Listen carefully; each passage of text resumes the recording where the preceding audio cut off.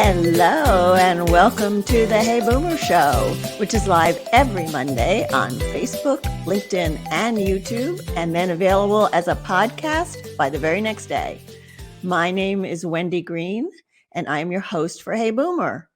And Hey Boomer is for those of us who believe we are never too old to set another goal or dream a new dream. I am on a mission to support and inspire older adults in the second half of our lives. Together, we are learning and sharing stories. We are finding new beginnings and confronting endings and transitions. We are evolving rather than retiring. We are defining what this next stage of our lives will be like. My guest today is Rhonda Cook, and Rhonda was an investigative reporter who uncovered sexual abuse in a woman's prison.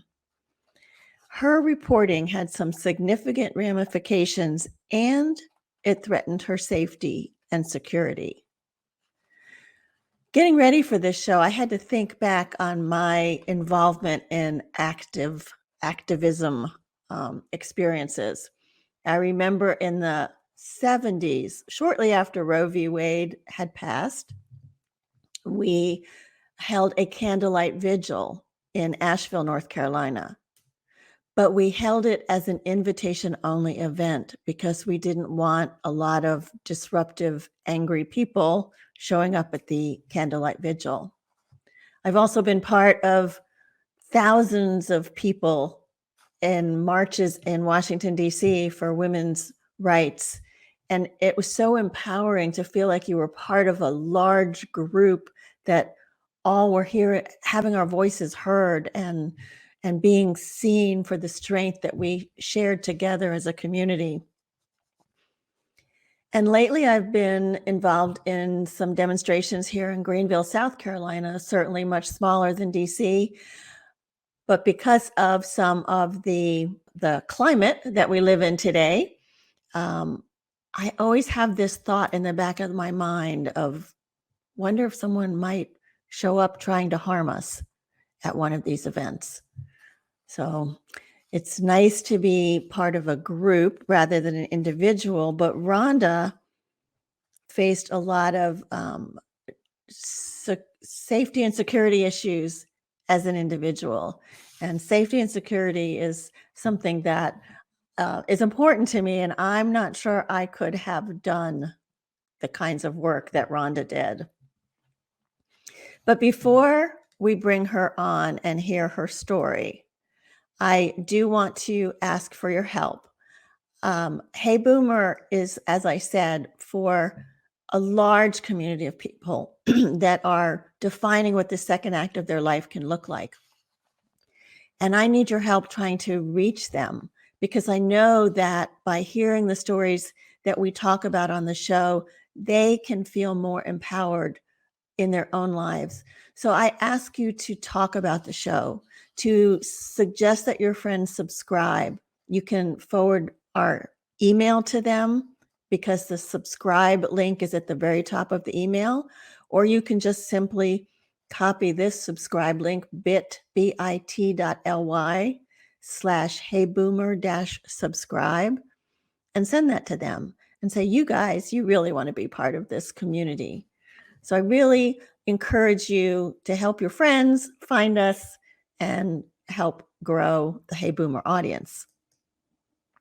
The other thing, we only have 4 more days for the Costa Rica trip to be open to just Hey Boomer friends and family. After that, I have to open it up to a larger audience. Being that there are only 18 slots available, I know that when we open it up, it's going to fill up. So if you think you might be interested in going to Costa Rica with us, send me an email at wendy@heyboomer.biz. So here's the deal. You put down a deposit. It's like $100 or $200, depending on if you're going by yourself or with somebody. If you cancel within 120 days of the trip, the penalty is only $50. So in a lot of ways, if you think you might want to go, it makes sense to reserve your spot now. You can always change your mind later. But if you don't reserve your spot by the 14th, there may not be a spot for you. So drop me an email at wendy@heyboomer.biz. I would love to have you on that trip. Rhonda's going, right, Rhonda? Yes, I am. I've already signed up. Yay, I'm so glad you're going. In fact, I met Rhonda on on a Rhodes Scholar trip. We did. We met like the first day, I think it was. I know. I mean, it was a big group and everyone met the first day, but we connected. Yes. We connected. So let me tell people a little bit about you. Okay. Rhonda Cook was born in Middle Georgia and lived there most of her life. She graduated from the University of Georgia with a degree in public relations. She had not planned on becoming a reporter, but a year after she graduated, she was working for the United Press International. Her 40-year career as a reporter included 2 stints with UPI, time at the Austin American-Statesman in Texas, and at a New York Times regional paper in Atlanta. The last 29 years of her career, she worked for the Atlanta Journal-Constitution. Rhonda's assignments included voting rights and election law, politics, including the Democratic and the Republican conventions in 1988, the Georgia legislature, political corruption, criminal justice issues, death penalty, and prisons. Rhonda left her career in 2018, but she has not retired in the traditional sense of retirement. She now volunteers as a patient escort with Planned Parenthood at one of the first abortion clinics in Atlanta. She has been a special advocate for a child in foster care before the juvenile court. She has worked as a poll watcher and ballot monitor and will do so again this year. She monitors the state election board and 2 local election boards for the ACLU. Rhonda has a dog named Luke, who missed her greatly when she was in Glacier National Park, which, as I said, that's where we met. So welcome. I'm thrilled to be here. I've got my boy, Luke, distracted with a bone, so he should be a good boy. This is his time to sleep, so I'll keep my fingers crossed. I know. No barking, Luke. Not allowed. Yeah. He usually does that first thing in the morning and at the end of the day. So we should be good for a while. Oh, good. All right. So let's talk about this reporting. You fell into it. You know, like I always had this dream of being a reporter. I wrote briefly for a little local paper, but you fell into it. How did that happen? Well, even my major, I picked at random. It was at the time when, you remember, we had our catalogs. They were catalogs. They weren't online. And I had to decide. I'd been through like 7 different options of what I'd study. And I literally put my finger down in the School of Journalism and Mass Communications, and the major was public relations. So that's what I did. I was at Georgia Tech, where this was pretty cool. At that time, the male-female ratio was 1-9. So I was this little 22, 23-year-old, and it was 1-9. It was great. But nonetheless, I was bored. And my neighbor told her uncle about me, who at the time had just left being the White House bureau chief for UPI. Oh, and my gosh. He said she'd be perfect for wire service. Now, I'd never been a reporter. I'd written a couple of stories for the college newspaper, the Red and Black. But anyway, I called the person he told me to call. Tell me if I'm telling you too much. Asked him to coffee, and instead of saying okay, he put me on hold and transferred me to the state editor, who talked to me for a minute and then invited me in for an interview. And I did the interview. I did a test to show I could report and then write a story. And they hired me 2 weeks later. That's how I became a reporter. Wow. And it was really a cool place to be. It was, at that time, it was a 24-hour operation. We covered the state of Georgia. And then that's how it all started. It was meant to be. I was meant to be a reporter. I guess you were. But yeah. My impression of back in the day, women reporters were very few and far between. Yeah. And those that were writing for papers were typically writing like leisure columns, advice Sure. columns, those kinds of things. How did you get some of these amazingly juicy assignments? Well, at UPI, we did not do those things, but I'll tell you an example. I worked a lot of weekends and a lot of weekend nights in the beginning, and there was a prison disturbance in Alabama, and Georgia covered Alabama at the time. And I was listening to them, and I was there, and I was listening to them go through the list of reporters they could send. And they said, no, I couldn't go. I was too green. And every reporter they named was a guy. And so finally I piped in and another reporter there who had been there 8 years. I said, what about Nancy Albritton? And they said, well, she's got all those kids. I said, she won't bring them with her. And that was when it clicked, like, oh my God. But they ended up sending one of the guys. But that's when it became clear. But it just so happened that we were a small operation. We only covered breaking news. And from there, I went from there, and while I was assigned stories over the years, when I went to Austin, I was there to write soft features for the section that had only recently been renamed. And then before it was renamed, it was considered the women's section. Of course, right? And all my years, I came up with my own stories. If something wasn't happening, I came up with my own stories. And even though I disparagingly called it the uterus beat, I would still come up with my own stories, which would be hard news. So I just kind of shoved my way into it. That's what I did. And so you had to pitch those stories and get them to agree to publish them. Well, they were going to publish. If they let me cover them, they were going to publish them.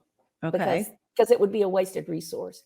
And when I would suggest the stories, I already had the story.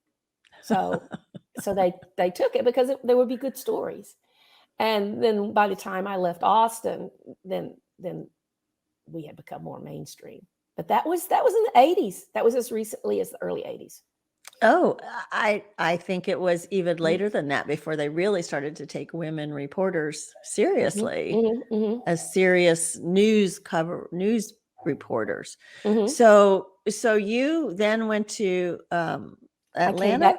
I came back to Atlanta and back to UPI. And that was a rather short stint simply because I'd been there only 4 months when UPI was sold. And it was starting to disappear from the news landscape just because of the organization and stuff like that. But in that short time, I covered the politics. I covered the Marlitos who got on boats and came to the United States, were sent to 2 prisons, one in Louisiana, one in Atlanta. And they were shutting down the Atlanta Federal Pen at that time. So they had to put them somewhere. And they put the Marlitos at the Atlanta Federal Pen. And technically, they were not in the United States. And around Thanksgiving, there was a riot at the facility in Louisiana because they heard that the United States was going to send them back to Cuba. And that one started, and then within a day or two, it spread to Atlanta. So I covered that with others because we were there 24 hours a day. And then right after Christmas, they started cutting, and I was last hired, so I was the first let go. But I had a job the next day at was the Gwinnett Daily News, and it was in the New York Times regional newspaper. They called me, and they were trying to take on, the New York Times was trying to take on the Atlanta Journal-Constitution. So I just went from there to the Gwinnett paper and covered the state government, politics, and prisons. So that's always kind of been your beat. You went from there then to Atlanta Journal-Constitution, and you were covering government, politics, prisons. Well, and it started with my first stint at UPI because I worked weekends. There was a prison in South Georgia that was on federal court order, and they had what they called checkerboard segregation of inmates, black and white, because that was one of the problems, was racial. But what they would do is on Saturday night. Tell what does that mean, checkerboard? They would have all the black inmates in one dorm, they would segregate the inmates by race. Black inmates only in one section, white inmates only in another, because that was the conflict there. And they were trying to get control of prison conditions and then inmate behavior. They didn't have enough staff. They didn't have the right kind of staff. Well, on Saturday nights, they'd bring all the inmates together to watch a movie, black and white inmates. So Saturday nights, I would be working and there would be a prison riot. That's how I got started covering prisons, was the inmates would riot at the Georgia State Prison at Reedsville. So did you go to the riots? No, we had that. We cover them. We had to cover them remotely. Yeah, for your safety. But I covered the reform until I went to Texas, and then when I came back, they were still doing it. But by that time, I had somehow gotten, and I don't even remember how I'd gotten in contact with inmates. And then they had a disturbance at another prison, and they called me. And I remember there was banging in the background, and they were supposed to have been these secure places for officers to escape when there was a prison disturbance. And the inmates were telling me that they were and I said, I asked them if that was those secure areas. They were dismantling. The inmates were destroying them. Again, but see, I had the inmates on the phone. Going down there wouldn't have done me any good because I couldn't go. Yeah, I couldn't go in the prisons. They were calling me and telling me what was going on. Oh my gosh! And that's how I got into prison reporting. Again, an accident, just like I got into reporting by accident. Wow. But so we talked about this sexual abuse case when we were on our trip, and there's a lot to it. So can you kind of lead us through how it first came about? Yeah. Well, again, it involved me answering the phone. And it was a woman who advocated for an inmate in prison. And this inmate, Holly Weiss, she was in prison for murdering her ex-husband. And Holly had breast cancer, and she didn't feel like the prison system was giving her proper medical care. So I got her records. I went down there to visit her, and I looked at her records. And when you're interviewing inmates, there's an extra obstacle because of credibility. I mean, they're in prison, and in prison for more serious crimes than lying. And I met with Holly, and I looked at her, and I just said, Holly, Holly was refusing treatment. So that created a problem. So, and Holly did eventually die, but she was out of breast cancer. But anyway, I told Holly, I said, I don't think I can do anything with it because you refused treatment. And she said, well, okay, that's fine. But I need to tell you about another thing going on here. And she gave me the name of another inmate to talk to. She told me about an inmate who had been in prison for 10 years who had recently had an abortion. Well, do the math. So I met with that inmate. Her name was Diana Kennedy. And Diana also told me to talk to another inmate who was not necessarily a victim of sexual abuse, but she had the in with all the inmates, Carmen Lopez. So I went back with Diana's records and wrote a story about how this inmate had the state had paid for her abortion, which the state did, even though she had been in prison for a long time. And the father was a maintenance worker at the prison. And so there was no possibility that this came from a conjugal visit? We don't have conjugal visits in Georgia. Oh, okay. All right. So don't have them. And so then what happened was there was an attorney who had a dormant federal lawsuit about prison conditions. And he went down and interviewed this inmate who came to be known as Jane Doe 1 and interviewed a few other inmates. And he filed affidavits, revived the lawsuit and filed affidavits from inmates attesting to sexual encounters with officers, with staff. And it was, and in the meantime, Carmen Lopez, who was wonderful, kept putting inmates in touch with me. And the inmates would call me and we would talk. And it wasn't just male staff having sexual contact with inmates, female staff also having contact with inmates. And it would either be coerced or they would promise them special treatment. They would promise them things like chewing gum, which was important. Or the inmates actually thought they were in a real relationship. And it just spiraled out of control. I mean, it wasn't just inmates and officers that officers were taking inmates off property and prostituting them, photographing them. It was horrible. It was horrible. And that's how it got started. Is I went to talk to an inmate about her medical care, and she said, well, if you can't do something for me, how about this? So, But Rhonda, these women calling you, they had to be very trusting. I would think there'd be a fear of retribution, of getting found out that they're talking to you. well, yes, but they would call me Colette, and they would put me on their phone list. But there were so many of them. How did they narrow it down? Well, at first the state, and they were afraid. I mean, that's why they were identified in public records as Jane Doe and a number.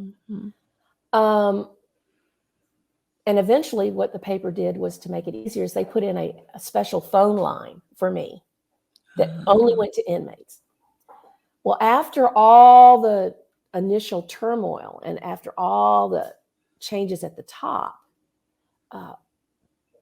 the commissioner who came in to replace the one who was commissioner when this was happening, he put my phone number on every state inmate's phone list without taking one of their slots, male and female.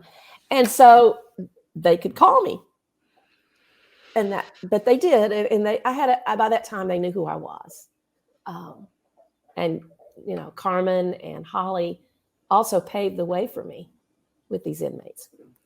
Yeah, they did. But then, so there was some significant repercussions as a result of this reporting. How long did the story go on? The story went on.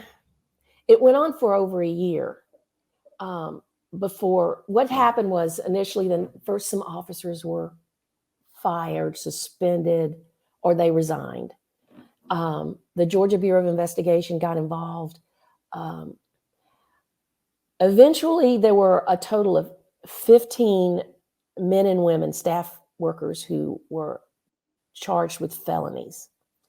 And in Georgia, it's called sexual assault against persons in custody. But it doesn't just apply to inmates. It could apply to a teacher and a student, a doctor and a patient, where a person who has power over another can be charged with this felony, and it carried a 3-year prison sentence. And one person was charged with this crime after 14 others had been indicted. I don't know, this guy was dumb as box of rocks, I guess, had been going on. And he is a new hire and had a sexual encounter with an inmate. Those officers were charged with crimes as serious as rape and aggravated sodomy. All of them were charged with at least 1 or 2 counts of sexual assault against persons in custody. About 36, a total of 36 staff at 3 prisons, expanded to 2 other prisons, were either fired, suspended, or they resigned because either they encountered inmates or they knew about it. For example, a warden at one of the prisons was accessing the records of inmates who had made accusations against a female employee and was feeding her information for her criminal case. Unfortunately, what happened was, 2 officers pleaded guilty and they were sentenced to probation. This was only 1 county indicted inmates. The other 2 did not. Charges against, I believe, 3 were dropped because the statute of limitations had expired, meaning too much time had passed. 1 officer, a lieutenant, and he was one of the most prolific ones, he went to trial on, I believe it was something like 22 felony counts. Wow. And a hometown jury acquitted him within 20 minutes. A third of the time it took the judge to explain the law and the charges to them, they acquitted him. And all the other cases just disappeared. They didn't do anything with them. But what did happen was they took the inmates at this prison, and this was one of like 8 prisons in one county. This county had 8 prisons, and yes, and the state mental health hospital. I did a story about how half of the people who lived in this county or were in this county were either in prison or worked at a prison. Oh, wow. So it was their culture. Yeah. But what they did is eventually the entire prison administration was replaced at the women's prison. the Department of Corrections top administration was replaced, meaning the commissioner, deputy commissioners, they were all replaced. And then they took all the women at this one prison and moved them out of the county to a prison in Metro Atlanta to get them out of that culture, and then move the men who were at that prison to other facilities without. And the women's prison, it was eventually converted into another type of facility, but it wasn't a prison. So that was what good came of it. But it cost the state over $1 million in legal fees that they had to pay for lawyers to represent the inmates, for lawyers to represent the state, for lawyers to represent even some of the inmates. But nobody went to prison. That's what's sad. Nobody went to prison for it. Yeah, I know you're disappointed about that, but you did raise awareness. You did make some changes and help a bunch of women. So that was good. But it also was pretty frightening for your life for a while, wasn't it? Yeah, what had happened is the maintenance worker who had impregnated the first Jane Doe, shortly after he was interviewed for the first time with the GBI, he was found in his pickup truck, dead of rat poisoning. Oh my. They never determined if it was suicide or something nefarious. All they said was it wasn't an accident. And his name was Bubba Holland. Well, not too long after that, the Department of Corrections received a message for me. I had 2 death threats that were delivered to the Department of Corrections and the state attorney general. And one of the messages was that I was going to die like Bubba Holland did. Wow. And they took it very seriously. And that was in 1992 in the fall. The story started in March of 92. And the paper took it very seriously.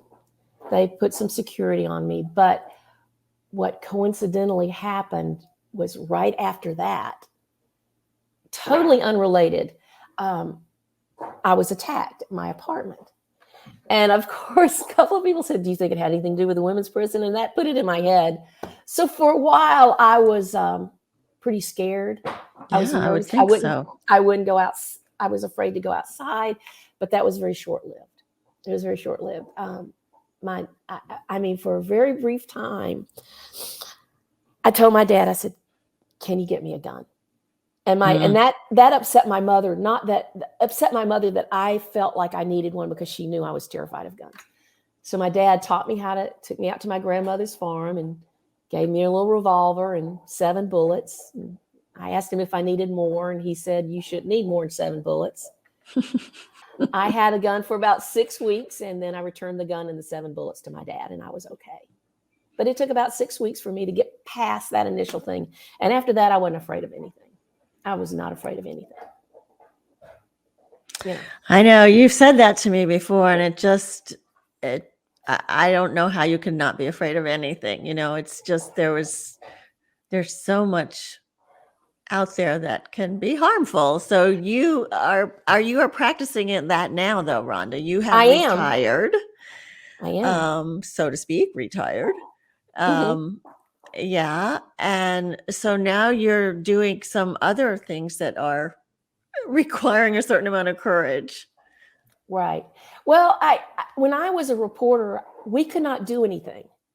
We couldn't do anything. You could not be an activist, you mean? No, not for a little while. They let me volunteer with a rape crisis line, but you know, how do you find somebody what's the other side of a rape? You know, how do you argue that I would be biased? But I had to get permission, and I did that for a short while. But I was hyper vigilant about anything that might suggest I had a bias, and so that was never a problem with the paper. But once I retired, it took some adjusting for me to know that I could have opinions. I could just do whatever I wanted. And there's a sense of freedom to that, isn't there? Yes, absolutely. Yeah. I can't imagine how hard that had to be, though, to not have a bias when you're writing a story. No, I was pretty good at sitting on the fence. And I learned from this. I learned from this because I learned that everybody had a story. Everybody had a truth that was their truth. And I just respected it. I mean, the first execution that I witnessed, the man had killed 3 people. And I got to know him very well because at the time, the prison gave us access to inmates, even those on death row. And I liked him. And I told people, he didn't do anything to me. I didn't know the people he had harmed. He had acknowledged that he had done bad things and he wanted to take his punishment. And so I got to where I could just sit on that fence and see both sides and know that, everybody had their own truths, and I just recognized it as such. So now that you now have your opinions and you're actively involved in things, can you still see both sides? Yeah, in certain areas I can. When I'm doing the escorts at the clinics, my opinion is, okay, you can be opposed to abortion, but other people have different lives, different reasons for being, and it's none of your business. I can respect, I can acknowledge their position, but their position is not mine.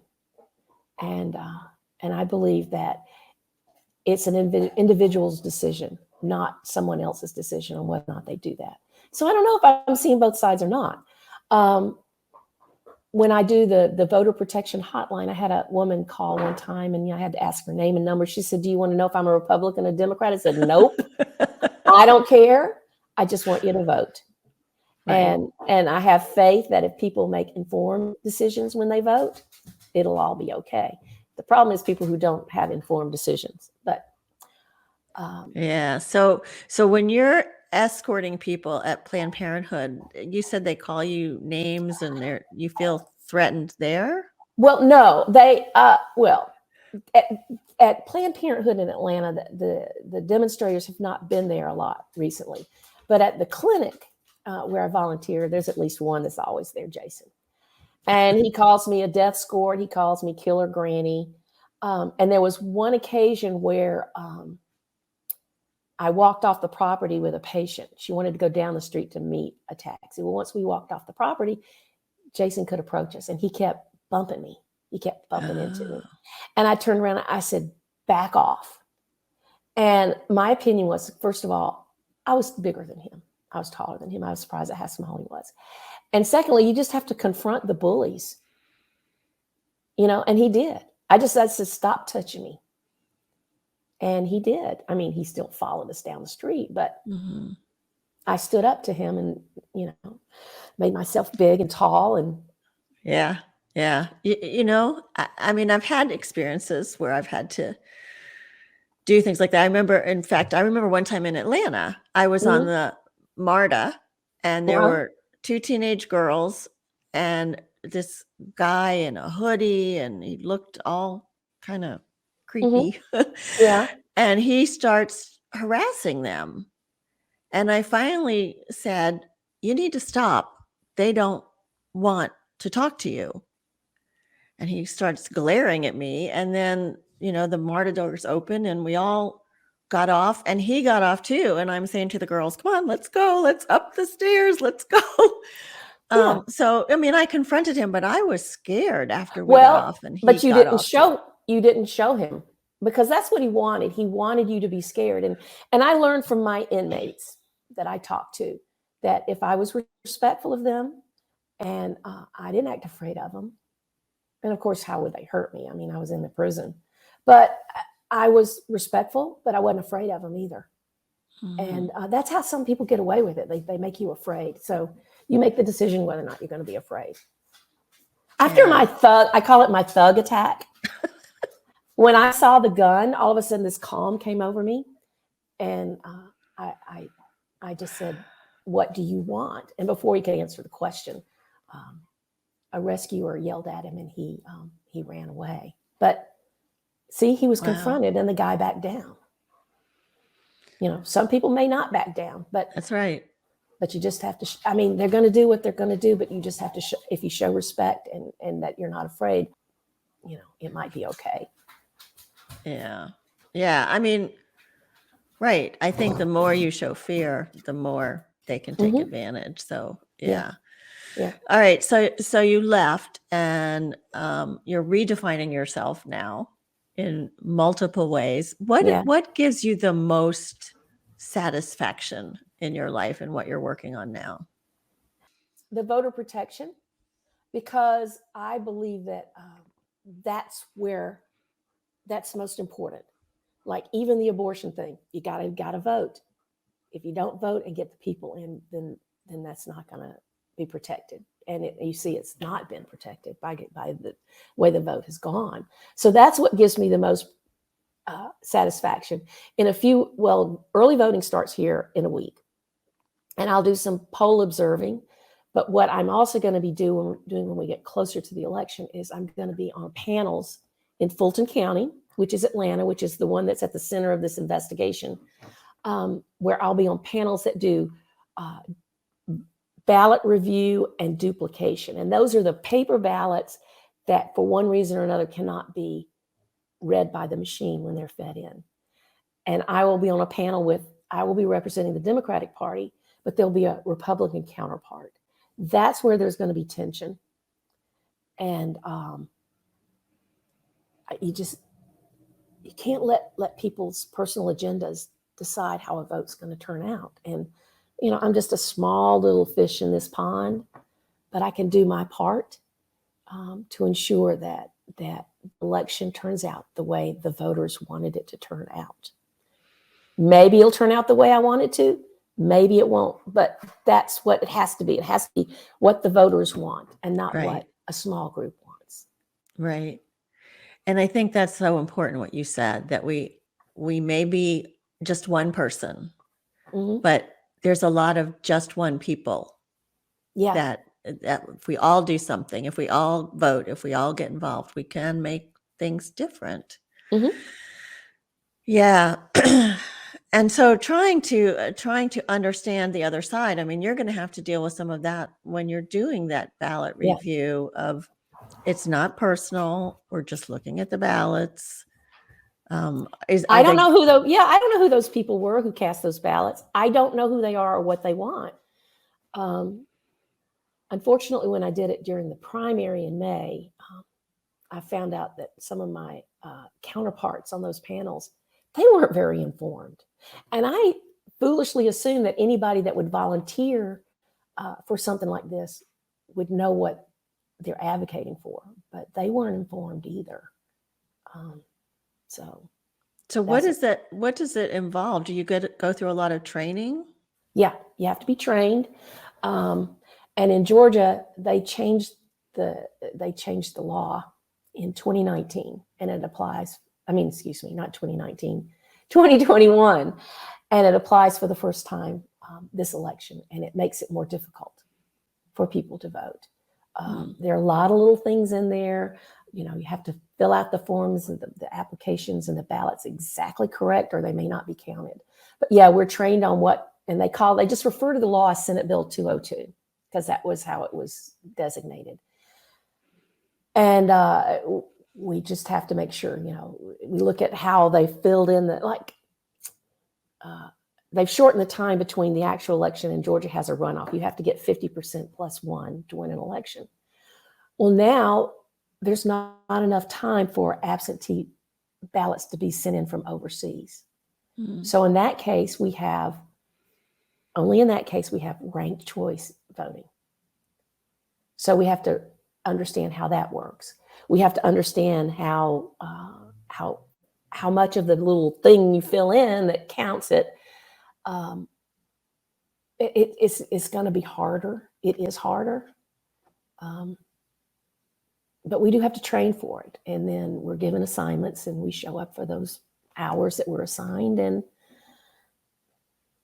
vote for other people, which is what I kind of say we do. And when a ballot is too damaged to be read by a machine, one of the people on the panel will read the ballot to a person who is marking it on the electronic machine and prints it out, and then we feed that ballot into the system. So I make jokes about voting for a lot of people who I don't know. And my dad's widow asked me, she says, does it make you mad if they don't vote the way you want to? Nope. I don't care how they vote, just that they voted. I might think they were misguided. It doesn't make me bad. I just think they don't know what they're doing. Right. I mean, as long as they vote, that's Mhm. we all have a voice. So as long as Yes. they vote. So Rhonda, this is, I mean, fascinating story. You have evolved into an activist after being Yeah. a non-biased, nonpartisan reporter. Mhm. Are there one or two takeaways you'd like to leave for the audience today? Well, I think I retired when I did. I retired about a month before I turned 63. And the reason I picked that time was my mom, who was outspoken, and she's the reason that I'm a passionate advocate for voting. She passed away the day after she turned 63 from a brain aneurysm. Mm. And so I decided that if I was going to follow in her footsteps, I wanted to have some time to do stuff that was important to me. And I think that you decide how you want to live the rest of your life. And I decided I wanted to continue trying to make things better. I mean, I think I did as a reporter. I really do think I made a difference. And, you know, there are people who are needed for all these things, for advocating for children in foster care in the courts, and for voting, and for people who can still go to a clinic in the narrow windows that they have where they can get services. And so you just decide you want to help those people, and it may be one person at a time. But retirement can be very time consuming. So right. I say, whatever it is that you care about, just go do it, and do it with all the zest though you can. Yeah. Thanks, Rhonda. If you want to reach Rhonda, you can email her. She gave me permission to share her email address. So it's Rhonda_Cook@bellsouth.net. And, I appreciate what you said. Like, there are so many ways to get involved. And, as Cynthia Covey-Haller told us last week, she's, it's like part of retirement is now contributing and service and giving back. And so I applaud you for all that you are doing, and good luck with the election. And everybody vote. Don't forget to vote. Yeah, I have a vote necklace on. Vote. I know, we couldn't see it. As they said in the 60s, if you don't vote, you don't count. Right. And it's still true. If you don't vote, and you can't complain if you don't vote, right? So subscribe to Hey Boomer, get our emails, find out what's going on.